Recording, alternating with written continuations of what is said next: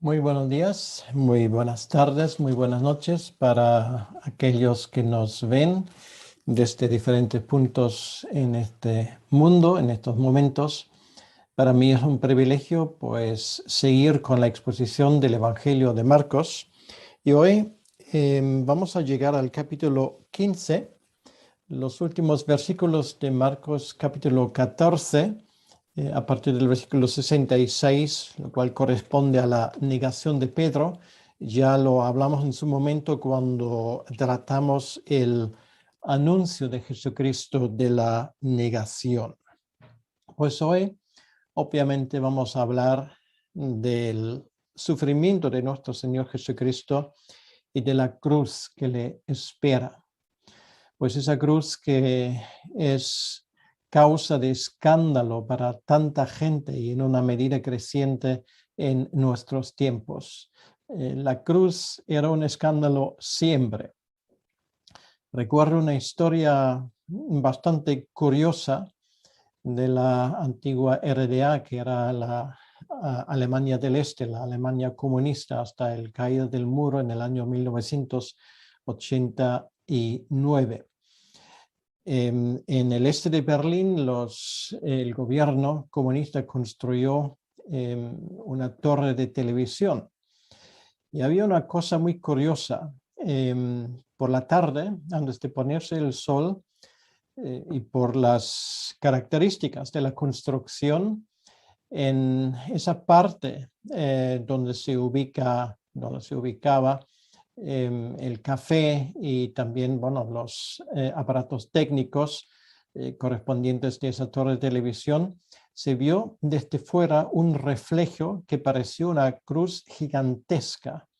Esto obviamente no era la intención de los comunistas que lo construyeron. Incluso había intentos de cambiar el exterior de la torre de tal manera que no se viese esa cruz.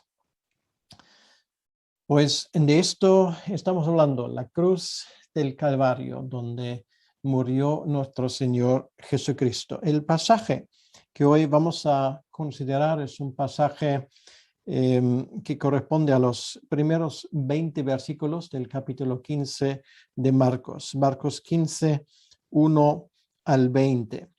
Y voy a leer esos versículos poco a poco en la medida que avanzamos en el texto. Estamos en aquella noche emblemática, aquella noche decisiva, donde el Señor Jesucristo finalmente es entregado a sus verdugos, sufriendo en su propio cuerpo, sufriendo no solamente las barbaridades de las cosas que ocurrieron a los allí presentes, sino sufriendo también interiormente. Y es algo que dije en su momento que queda eclipsado para nosotros. No podemos ni imaginarnos ni de lejos el sufrimiento que todo esto debe de haber supuesto para nuestro Señor. No en primer lugar lo físico, que era terrible, sino también estos sufrimientos interiores en su espíritu. Después de pasar un tiempo delante de Caifás, el sumo sacerdote, le llevan a Jesucristo al palacio, a la residencia de Pilato. Pilato era el procurador, o si se quiere, el gobernador romano, que era directamente responsable del gobierno de la provincia de Judea. Y de ese encuentro tratan los primeros 5 versículos del capítulo 15 que ahora voy a leer.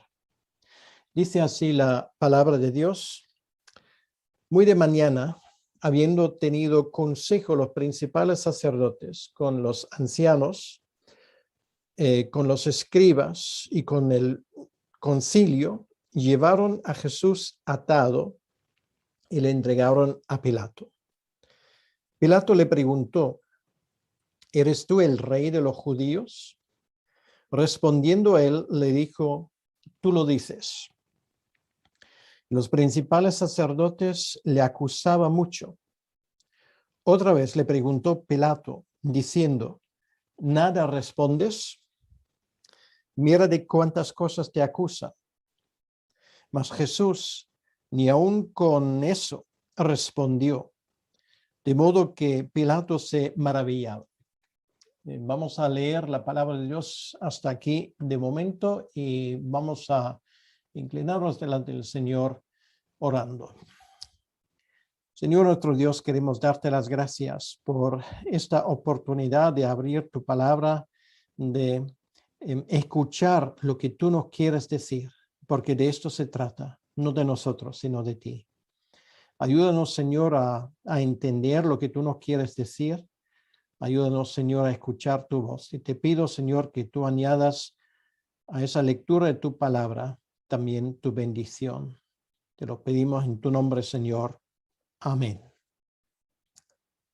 Jesucristo, tenido en nada, desechado por los mandamases de este mundo, en esta palabra se podría resumir lo que estamos presenciando en estos momentos cruciales. Hay un desfile de personajes bastante interesantes. La última vez ya hablamos de Caifás, ese hombre que ostentaba nada menos que el sumo sacerdocio, que teóricamente era el representante de Dios en la tierra y por otro lado representaba a los israelitas delante del trono de Dios. Y sin embargo nos hemos dado cuenta que era un hombre mentiroso, un hombre cínico, un hombre que no tenía ningún tipo de interés en averiguar la verdad. La única cosa que le interesaba era cómo aumentar su propio poder y su propia influencia.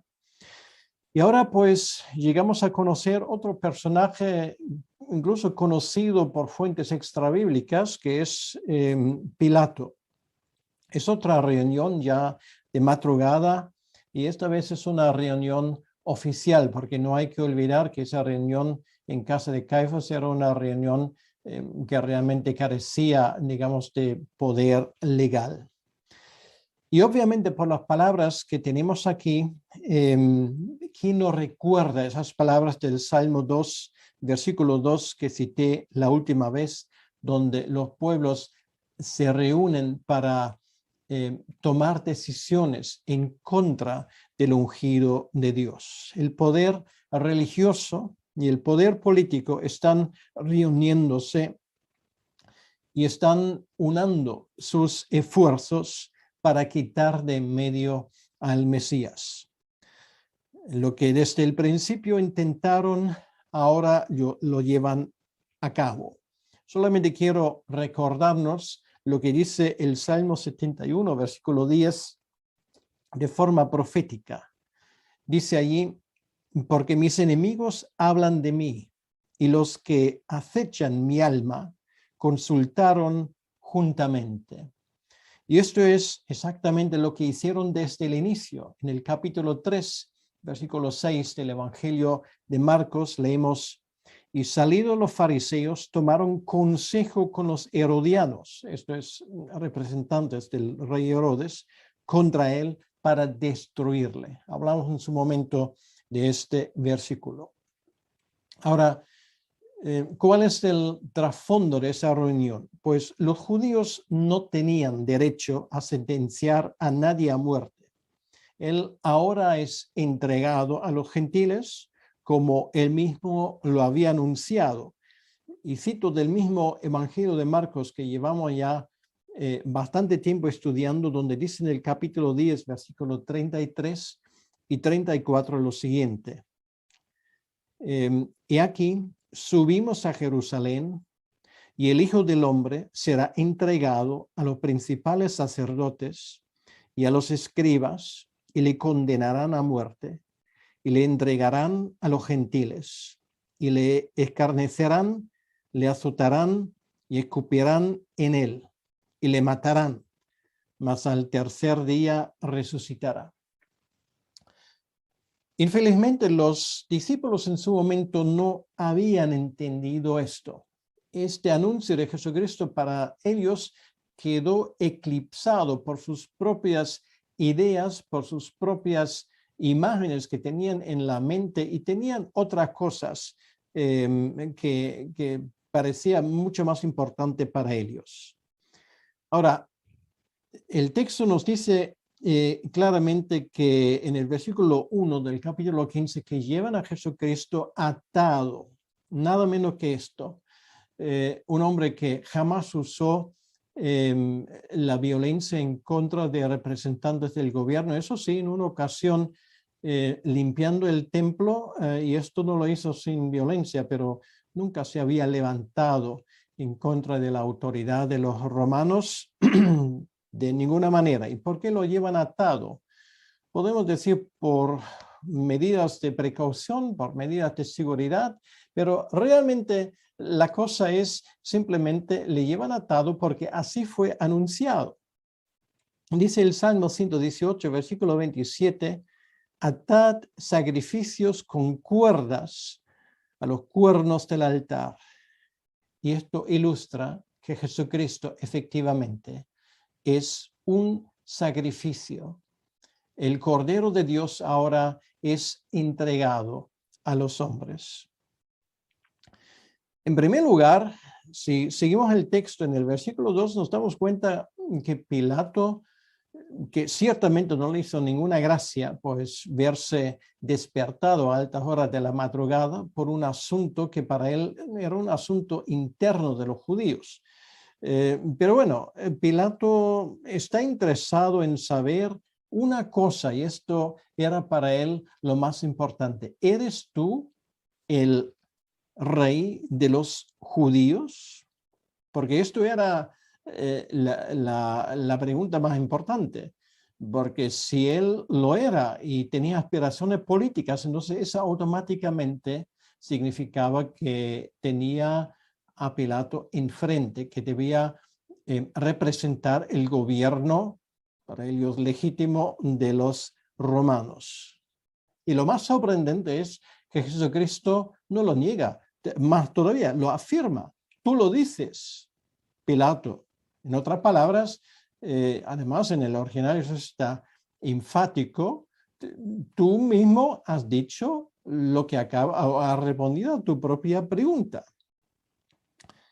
Pero poco convencido parece haber sido Pilato, porque se da cuenta que la acusación contra él es una acusación que se basa sobre la envidia y luego por blasfemia que a Pilato realmente le trajo sin cuidado. Él era romano y como mucho echaba el incienso a los dioses romanos, pero desde luego con la religión de los judíos él no tenía nada que ver. Por eso Pilato ahora le pregunta casi lo mismo que el sumo sacerdote. ¿No es lo que te dicen? En otras palabras, ¿no quieres defenderte? ¿No tiene nada más que decir que esto? Pero el Cordero sigue callado. Mas Jesús dice el versículo 5, ni aún con eso respondió. Nos acordamos, la última vez lo dije, uno de los ministerios de nuestro Señor Jesucristo era el ministerio de callarse. Había callado delante de Caifás y ahora estaba calladito, no dice apenas nada delante de Pilato.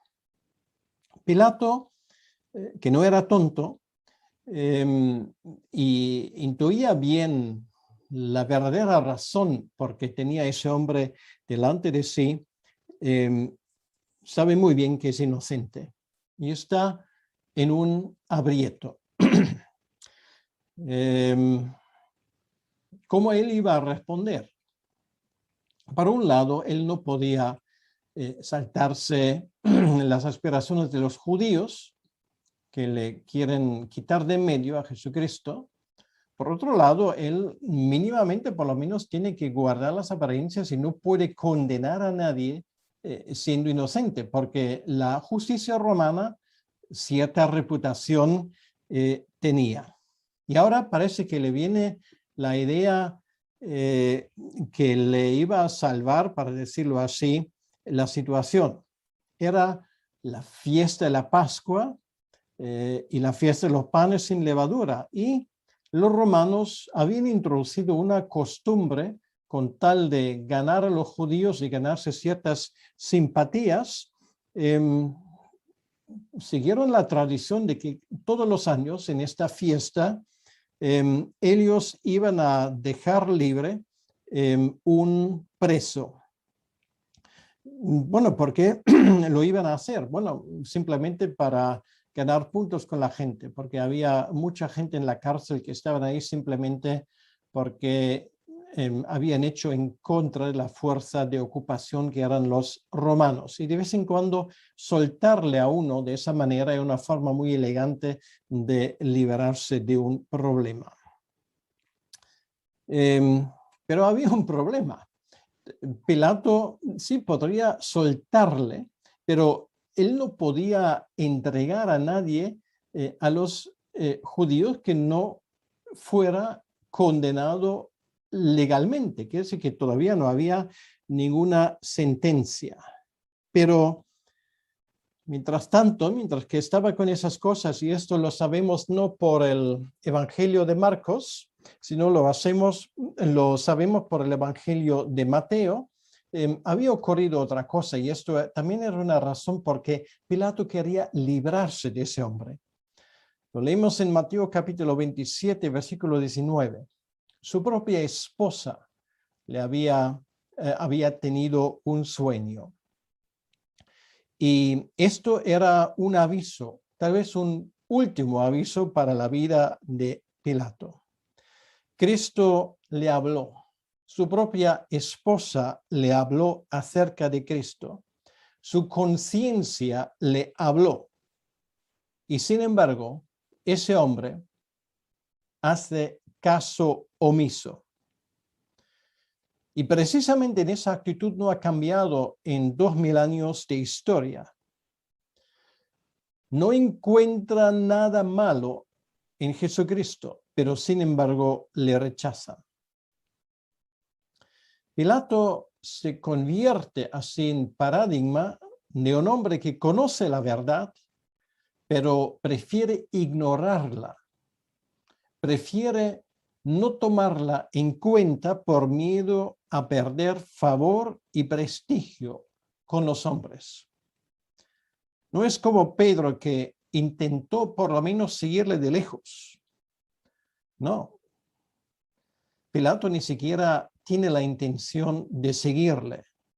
Solamente que le dejen en paz de una vez. Y Cristo hace exactamente esto. Le deja en paz. Hay una historia que se cuenta acerca de Pilato, que por cierto en el año 36, quiere decir unos cuantos años después de la crucifixión, cayó en desgracia con el gobierno del emperador reinante en aquel entonces y fue desterrado a Galia.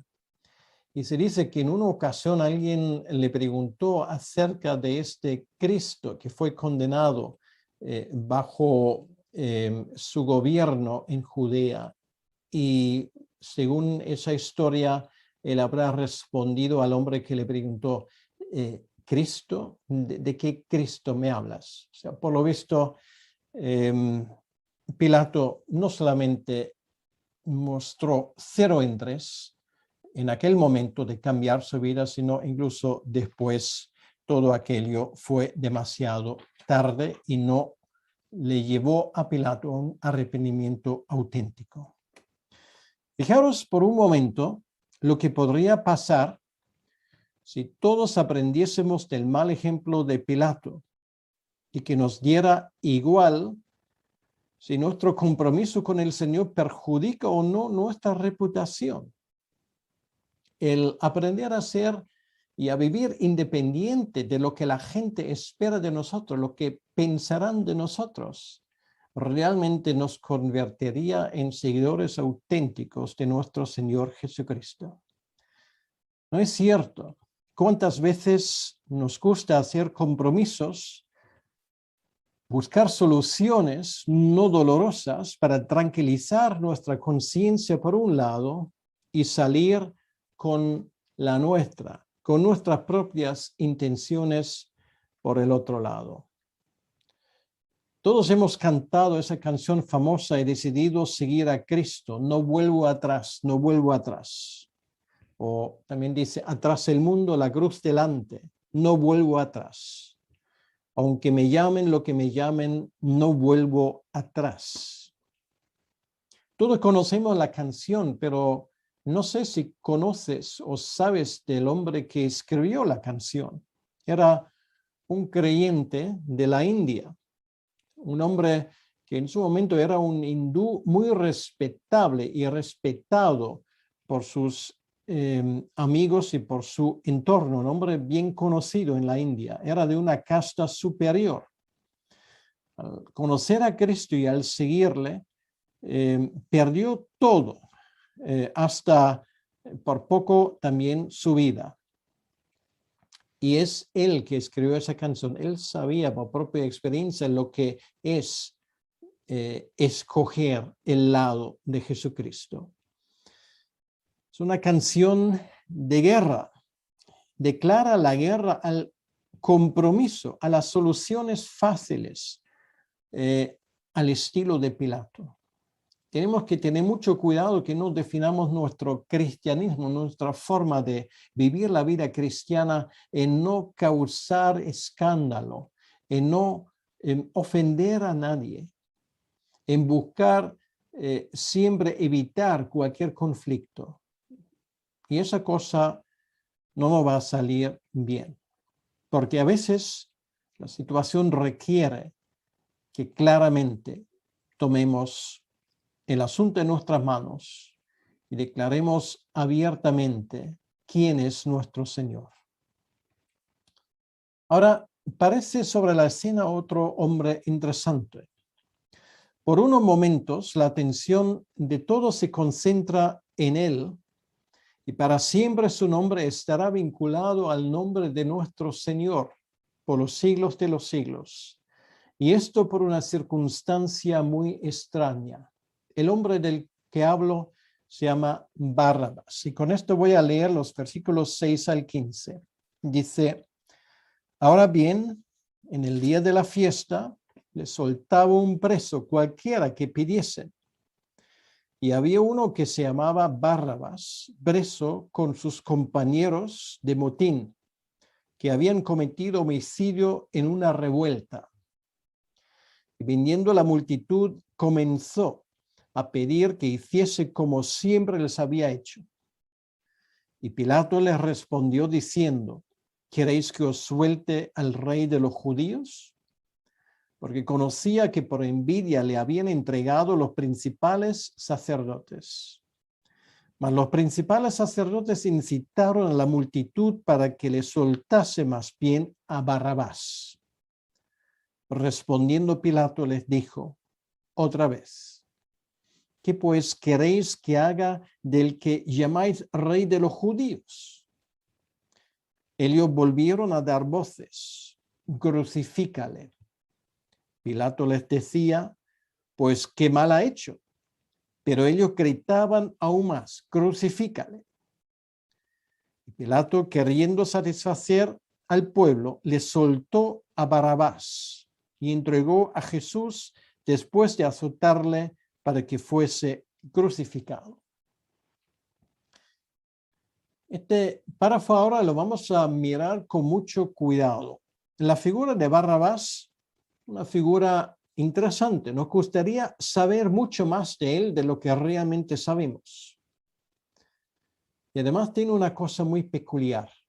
Es el único hombre que jamás ha vivido en la historia que podía decir en un sentido absolutamente literal que Cristo murió en mi lugar, porque así exactamente fue. Si leemos el versículo 7, Marcos aquí nos describe ese hombre que había participado en un motín contra el gobierno romano. Bueno, es de ese tipo de personas que hoy llamaríamos terroristas. Era un guerrillero, un preso político muy famoso que había participado en atentados contra el gobierno romano. y lógicamente le habían cogido y para su futuro solamente había una opción y esto era la pena de muerte. Había matado a personas. Además no era un hombre inocente. Curioso también su propio nombre. Bar-Abás en arameo significa el hijo del padre. Y el pueblo le pide ahora a Pilato, versículo 8, que hiciese como siempre les había hecho, quiere decir que liberar a un preso. Y esto era lo que dije antes. Buscaba, en este caso, Pilato una forma elegante de resolver ese problema y pareció una solución genial. Jesucristo debería haber salido libre porque Pilato sabía perfectamente que era un hombre inocente, pero no le salen las cuentas. Y ante el asombro realmente de Pilato, el pueblo pide la libertad de Barrabás. Había hecho cálculos erróneos y esto una vez más nos demuestra cómo si tienes gente que sabe manipular, puede manipular una ciudad, a un pueblo entero. Barrabás era un personaje popular, eso sí, era un luchador contra los romanos odiados por todos los judíos. Era pecador. Pero ¿qué más daba? Y el pueblo, instigado por los líderes judíos que les habían explicado perfectamente lo que deberían pedir, dio un giro de 180 grados para pedir su liberación. Y ahora la pregunta es, ¿por qué los líderes judíos quieren hacer esto? Y la respuesta es por pura envidia. Esto era la única razón. Esa envidia era el móvil para el primer homicidio. Caín mata a Abel. ¿Por qué? Por envidia. La envidia era el móvil detrás de la venta de José como esclavo por sus propios hermanos. Lo tenemos en Génesis capítulo 37. La envidia era el móvil porque Saúl quería matar a David. Era la envidia precisamente el móvil del descontento del pueblo en el desierto con Moisés y con Aarón. La envidia es más nefasta que la ira. Dice Proverbios capítulo 27, cruel es la ira, impetuoso el furor, mas ¿quién podrá sostenerse delante de la envidia? Todo lo que hacemos bien despierta la envidia de otros. Y así lo expresa Salomón en Eclesiastés capítulo 4:4. Cito textualmente: he visto asimismo que todo trabajo y toda excelencia de obras despierta la envidia del hombre contra su prójimo. También esto es vanidad y aflicción del espíritu. Y esto estaba detrás de esta petición de los judíos. La clave nos la da Juan en el capítulo 11, versículo 47 de su evangelio. Entonces, los principales sacerdotes y los fariseos reunieron el concilio y dijeron, ¿qué haremos? Porque este hombre hace muchas señales. ¿Esto era razón para quitar a alguien de en medio, para matar a alguien porque hacía muchos milagros? Cristo hizo muchos milagros y los líderes judíos no lo hicieron y por eso se llevaron un gran disgusto. La envidia llevó sus frutos.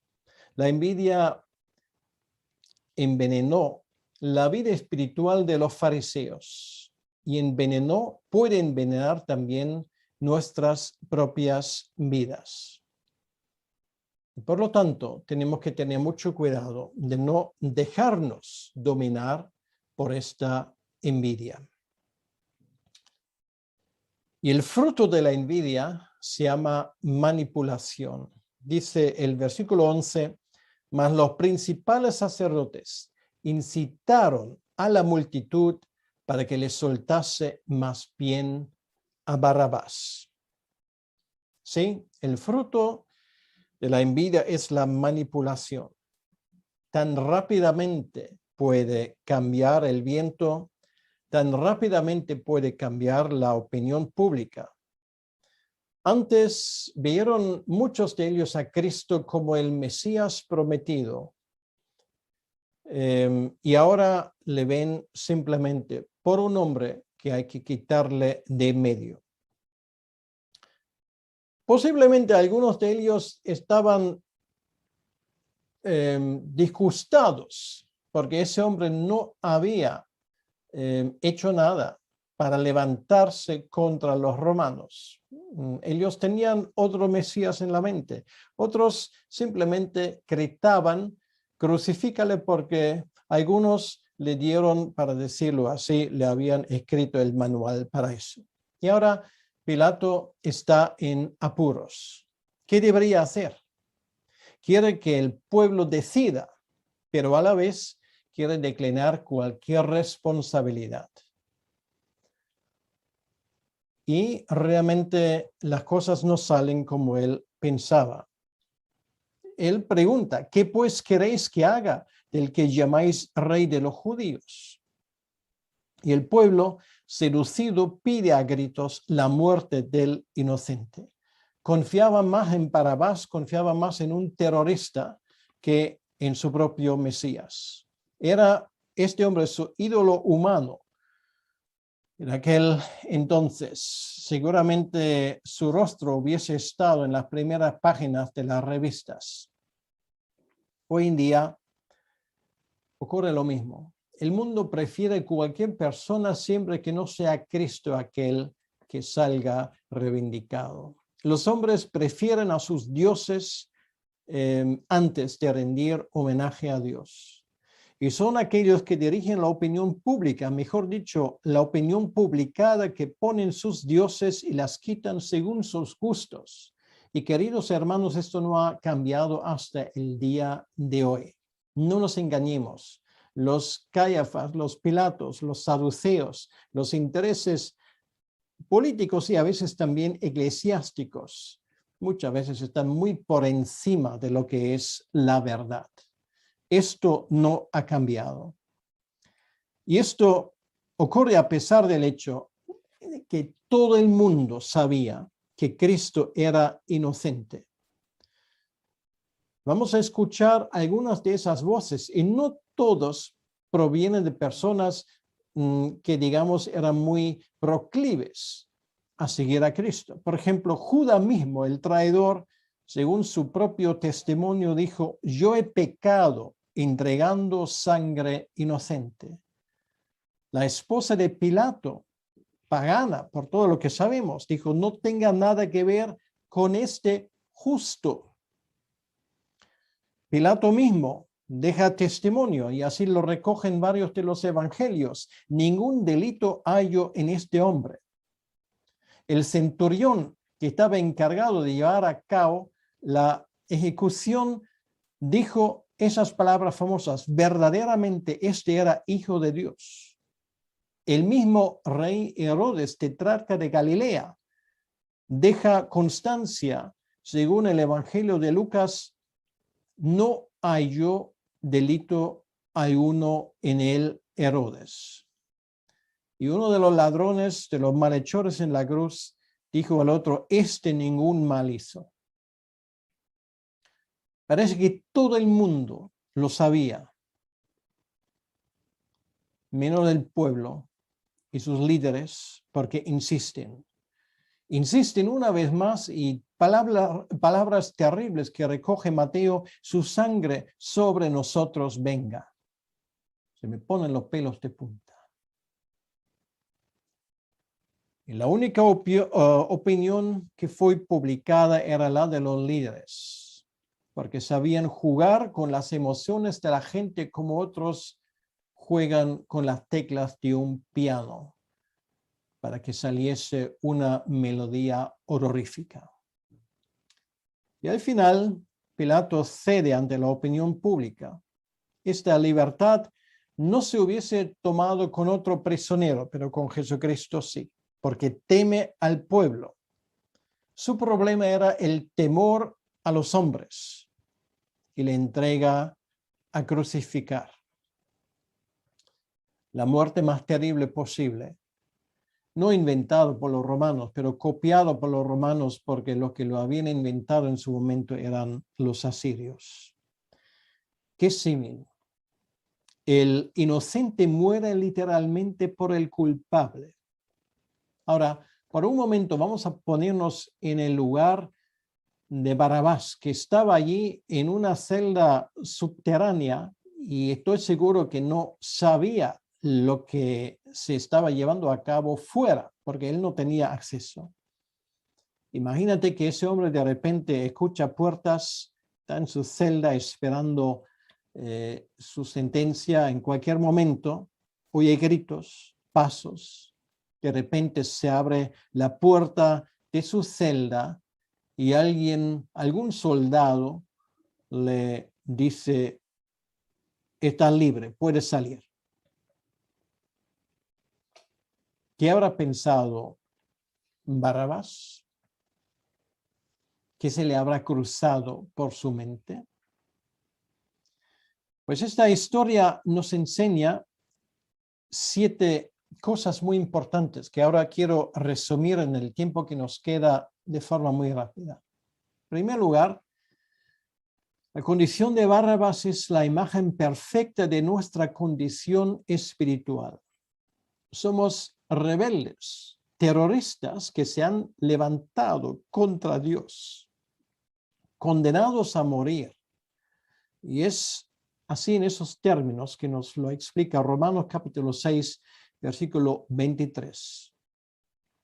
Somos rebeldes delante de Dios. Hay un paso entre nosotros y la sentencia final, el abismo de la perdición eterna.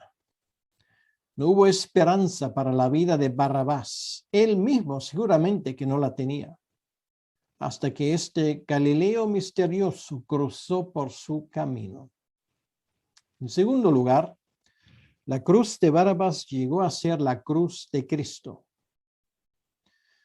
No puedo comprobarlo porque no estuve en aquel momento, pero estoy seguro que él vino a verle morir de lejos, pensando, allí debería estar yo ahora. ¿Se te ha cruzado alguna vez por la mente? Cuando ves esas cruces ahí detrás, literalmente él murió en tu lugar y en mi lugar.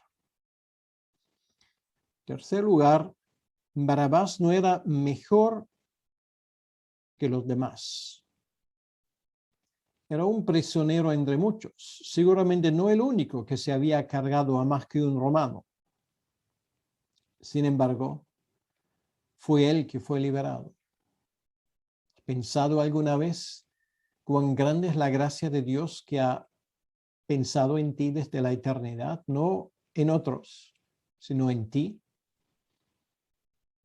No eres mejor que los demás. Y sin embargo, tú y yo estamos ahora rendidos a los pies de Cristo por esa gracia inexplicable que ha llegado a nuestras vidas. En cuarto lugar, literalmente Barrabás no hizo nada para ganar su liberación. Estoy seguro que él no firmó una petición pidiendo libertad. Para él la cosa estaba clara, era culpable y moriría por eso. Estaba en un estado de pasividad completa, preso, incapaz. Jesucristo realmente, por su propia voluntad, entrega su vida para que también Barrabás pudiese salir. De la misma manera como él murió en tu lugar y en mi lugar. No tenía ninguna obligación de hacerlo. Y nosotros ningún derecho por reclamar.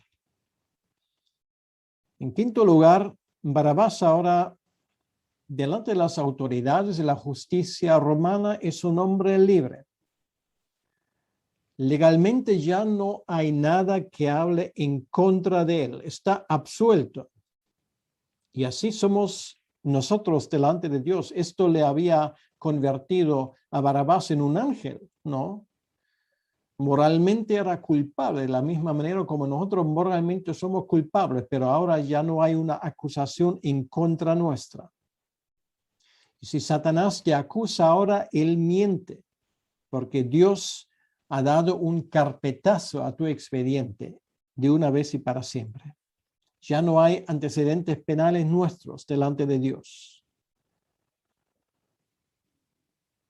Lo cual quiere decir, de la misma manera como alguien con antecedentes penales no tendrá derecho a residir, por ejemplo, en España o en Estados Unidos, en cualquier otro sitio, de la misma manera, tú que tenías antecedentes penales, ya no los tienes. Y tienes el derecho a residir en la casa del Señor para siempre. En sexto lugar, Barrabás solamente tenía que hacer una cosa, y esto era salir de la cárcel. Fíjate, si Barrabás hubiese dicho, bueno, cuando se abre la puerta, ya veremos a ver si todo esto es verdad o si esto simplemente es un montaje. Podría haber dicho, mira, esta historia me parece tan ridícula que ni voy a intentar salir de esa celda. Habrá dicho él al soldado que le trajo las buenas noticias, ay chico, ¿me quieres tomar el pelo? O podría haber dicho, mira, cuando tenga tiempo, lo veré y comprobaré si esto lo que dices es cierto. No, ninguno de estos. Cuando Barrabás recibió la noticia de su liberación, seguramente que no se lo habrá pensado dos veces, salió pitando de aquella celda. Y ahora número 7, y esto es la pregunta abierta. ¿Qué pasó con Barrabás? Y la respuesta es que no lo sabemos. Sí, hay una película que luego nos dice que él se convirtió. Por cierto, la recomiendo, es una película muy interesante. Se llama Barrabás, precisamente, es un clásico. Pero realmente la historia no tenemos ningún tipo de indicio. La Biblia lo deja abierto. ¿Qué pasó con Barrabás? Y ahora te puedo preguntar también a ti, ¿qué pasó contigo? Sobre todo contigo, que aún no sabes si vas a seguir a Cristo, si estás dentro o si estás fuera. ¿Qué va a pasar contigo? ¿Estás dudando aún? ¿Estás pensando a ver si esto es verdad? Cuando realmente deberías estrechar tu mano y acogerte a ese acto de gracia divina y decir gracias por lo que tú has hecho por mí. ¿Vas a seguir siendo un Barrabás que realmente no sabemos lo que habrá sido de su vida? ¿O vas a convertirte en un Barrabás de verdad que coge lo que Jesús le ofrece para recibir la libertad? Tú mismo vas a dar la respuesta. Vamos a escuchar los últimos versículos a partir del versículo 16. Entonces los soldados le llevaron dentro del atrio, esto es, al pretorio, y convocaron a toda la compañía. Le vistieron de púrpura y poniéndole una corona tejida de espinas, comenzaron luego a saludarle, salve rey de los judíos. Le golpeaban en la cabeza con una caña y les escupían y puestos de rodillas le hacían reverencias. Después de haberle escarnecido, le desnudaron la púrpura y le pusieron sus propios vestidos y le sacaron para crucificarle.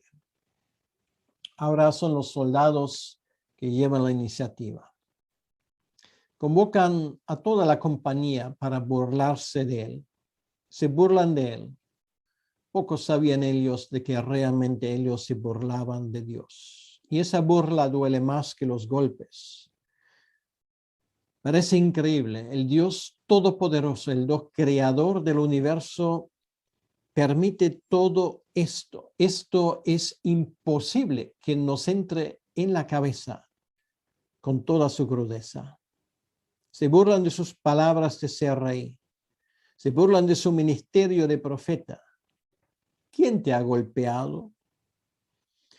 Las espinas, símbolo de la maldición de Dios desde el paraíso, se convierte en su corona, se convierte en maldición por nosotros. Aún las burlas se convierten en símbolos de honor en la vida de Cristo, amigo de los pecadores, amigo de ti y amigo de mí. 100 generaciones le han amado por ello. ¿Estás tú entre ellos? Y sin embargo, Jesucristo le había anunciado todo. Los profetas habían hecho lo mismo. Pablo, en el capítulo 2 de su carta a los filipenses, le pone un monumento. El que no sabía de pecado, pues se rebajó hasta la muerte más cruel. La pregunta ahora es la siguiente: ¿qué vas a hacer tú con Jesucristo? ¿Vas a aprovechar tu libertad? Yo personalmente me quedo con las palabras de esa canción que figura entre una de mis favoritas. O yo siempre amaré esa cruz, en sus triunfos mi gloria será. Y algún día, en vez de una cruz, mi corona Jesús me dará. Yo viviré para ese momento. Momento de gloria, momento de gran gozo. ¿Qué vas a hacer tú? Dios te bendiga. Vamos a orar. Señor nuestro Dios, queremos darte las gracias en estos momentos por esa cruz. Yo siempre amaré esa cruz. Y ojalá muchas personas puedan decir esto con nosotros en este mismo momento. Si hay una persona entre nosotros que aún no puede decir yo amaré esa cruz, pues que sea ahora el momento. Señor, te pedimos por salvación. Nos gloriaremos de esa cruz. Sus afrentas llevaremos. Que el mundo se burle de nosotros porque amaremos la cruz y aquel que murió en la cruz. ¿Qué más nos das, Señor? Tú nos has dado todo con este sacrificio de tu Hijo.